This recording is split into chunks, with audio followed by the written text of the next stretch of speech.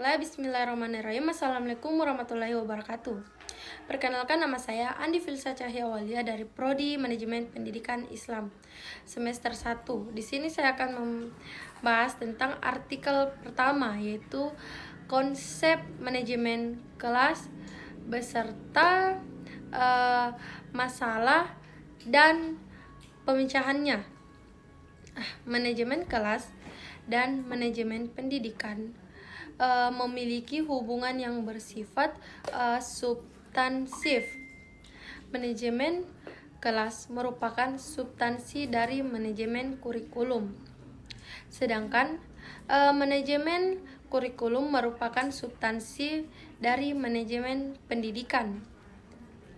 Yang pertama berikutnya yaitu konsep manajemen kelas. Ada beberapa definisi. Yang pertama itu manajemen kelas yang bertolak dari sudut pandang tertentu menurut Koper 19 tahun 1982. Yang pertama yaitu manajemen kelas dipandang sebagai proses untuk mengontrol tingkah laku siswa agar tidak melanggar tata tertib belajar di ruangan kelas. Dan yang kedua yaitu manajemen kelas didasarkan atas pandangan yang bersifat permisif. Dan yang ketiga yaitu manajemen kelas didasarkan atas prinsip-prinsip pengubahan tingkah laku. Dan yang keempat dan yang terakhir yaitu manajemen kelas dipandang sebagai proses pendidikan, sebagai proses penciptaan iklim sosio atau emosional yang positif. Dan yang kelima yaitu manajemen tindakan kelas bertolak dari pandangan bahwa kelas merupakan sistem sosial. Berikutnya, ruang lingkup kegiatan manajemen kelas. Secara substansi, kegiatan manajemen kelas mencakup 4 pembinaan, yaitu yang pertama, pembinaan disiplin siswa. Pembinaan disiplin siswa ini mengacu pada upaya penegakan aturan dan tata tertib kelas yang baik dan yang tertulis maupun yang tidak tertulis. Yang kedua yaitu pembinaan iklim sosial kelas. Sosial kelas ini merupakan mengembangkan dan mempertahankan keeratan hubungan sosial dan kerjasama kelas secara harmonis. Dan yang ketiga yaitu pembinaan iklim sosio-emosional kelas. Menegakkan kajian pada hubungan interpersonal psikologis antara anggota kelas. Dan yang keempat yaitu pengembangan lingkungan fisik kelas.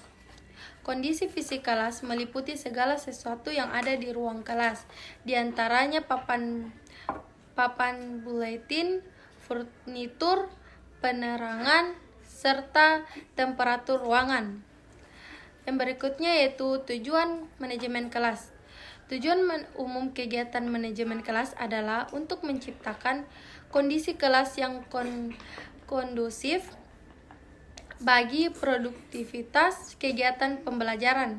Yang berikutnya itu sifat manajemen kegiatan kelas. Sifat kegiatan manajemen kelas meliputi preventif dan kuratif. Berikutnya itu fungsi manajemen kelas. Fungsi manajemen kelas meliputi fungsi pengembangan, fungsi pengadilan, dan fungsi penyembuhan. Yang berikutnya itu keterampilan dasar manajemen kelas. Aktualisasi proses manajemen kelas terwujud dalam perilaku guru di kelas yang mendorong timbulnya iklim kelas yang kondusif dan produktif. Yang berikutnya juga yaitu masalah-masalah kelas, kelas yang mungkin dihadapi guru dalam kegiatan pembelajaran. Misalnya masalah anak berbicara di kelas saat guru menerangkan, masalah anak bertengkar saat pelajaran berlangsung, anak melucu di kelas, anak bermain-main di kelas. susunan tempat duduk yang tidak cocok untuk berdiskusi, dan lain-lain. Dan yang terakhir yaitu pemecahan masalah kelas. Dalam pemecahan masalah kelas ada dua pendekatan utama, yaitu pendekatan tanpa teori dan yang terakhir itu berdasarkan teori. Mungkin itu sekian dari saya, kurang dan lebihnya mohon dimaafkan. Wassalamualaikum warahmatullahi wabarakatuh. Assalamualaikum warahmatullahi wabarakatuh. Perkenalkan, nama saya Andi Filsa Cahya Aulia dari Prodi Manajemen Pendidikan Islam. Di sini saya akan melanjutkan artikel pertama, itu artikel kedua tentang konsep manajemen kelas dan implikasinya dalam pembelajaran. Keterampilan pengelolaan kelas merupakan salah satu keterampilan dasar mengajar yang bertujuan untuk mewujudkan dan mempertahankan suasana pembelajaran yang optimal. Selanjutnya itu manajemen kelas dalam pembelajaran. Proses pembelajaran adalah suatu usaha untuk membuat siswa belajar sehingga situasi tersebut merupakan peristiwa belajar atau event of learning, yaitu usaha untuk terjadinya perubahan tingkah laku dari siswa. Menurut Biggs and Tiller tahun 1987 halaman 378, guru dapat memilih pendekatan yang berbeda pada dua kubu yang bersifat ekstrim, yaitu antara high structure design dengan low structure dedication. Dampak pembelajaran dapat dibedakan ke dalam bentuk langsung atau proses interaksi antara guru dan peserta didik, antara peserta didik dengan iklim atau suasana belajar yang dikembangkan. Sunario dan Newman Dantes menyebutkan bahwa 3 dampak pembelajaran dapat dibedakan di dalam dampak langsung atau dampak interaksional, dan dampak tak langsung atau dampak kegiatan pembelajaran yang telah diprogramkan semula. Sedangkan dampak iringan muncul sebagai pengaruh dari atau muncul sebagai pengalaman dari lingkungan belajar. Selanjutnya, kita dapat menyimak berbagai pendekatan pengelolaan kelas yang diungkapkan Sunario pada tahun 1989 secara sederhana terbagi menjadi 8, yaitu yang pertama pendekatan kekuasaan, yang kedua pendekatan ancaman atau intimidasi, yang ketiga yaitu pendekatan kebebasan, yang keempat yaitu pendekatan resep atau cookbook, yang kelima yaitu pendekatan pengajaran, yang keenam yaitu pendekatan pengubahan tingkah laku atau behavior medication, dan yang ketujuh yaitu pendekatan sosial emosional, yang kedelapan pendekatan proses kelompok, dan yang terakhir yaitu pendekatan pluralistik. Berbagai pendekatan yang diungkapkan Sunario di atas sebenarnya menurut Korsilki atau Koranta tahun 1987 halaman 31 pada dasarnya akan bertumbuh pada 3 tingkatan pendekatan yang terdiri dari hal-hal seperti behavior modification, assertive discipline, psychonic approach. David Fronta menjelaskan bahwa pendekatan didasarkan pada teori-teori, yaitu yang pertama observational behavior can be described team, bahwa di perilaku yang observational dapat digambarkan dalam objective form. Yang kedua itu behavior learn sebagai perilaku manusia menurut Fronta dipelajari. Oleh karena itu, jika perilaku siswa tidak bisa diterima akal, kita dapat membentuk perilaku yang tidak dipelajari. Dan yang ketiga itu the law of Churchill, pelajar didasarkan ada proses operan, dan yang terakhir yang keempat yaitu change the connotation. Jika kita ingin menolong seseorang belajar, meningkatkan perilaku-perilaku yang tidak diharapkan, dan mempelajari sesuatu lebih sesuai dengan keadaan, bagaimana kita harus mengubah dan mempertimbangkan apakah tindakan seseorang tersebut harus diberi reward ataukah tidak. Mungkin hanya itu yang dapat saya sampaikan. Kurang dan lebihnya mohon dimaafkan. Wabillahi taufiq wal hidayah. Assalamualaikum warahmatullahi wabarakatuh. Perkenalkan, nama saya Andi Frida Cahyawalia. Di sini saya akan melanjutkan artikel ketiga, yaitu salah satu tanggung jawab utama kita sebagai seorang guru ialah membantu siswa untuk belajar. Siswa sulit untuk belajar ketika berada di lingkungan yang sangat kacau. Dalam upaya kami untuk menghadapi tantangan ini, kami menemukan bahwa kesalahan manajemen perilaku kelas yang umum, sebagian besar perilaku buruk siswa dipelajari dari terjadi karena suatu alasan. Ini adalah tugas kita untuk tentukan alasan tersebut dan ajarkan perilaku yang sesuai untuk menggantikan kelakuan buruk siswa tersebut.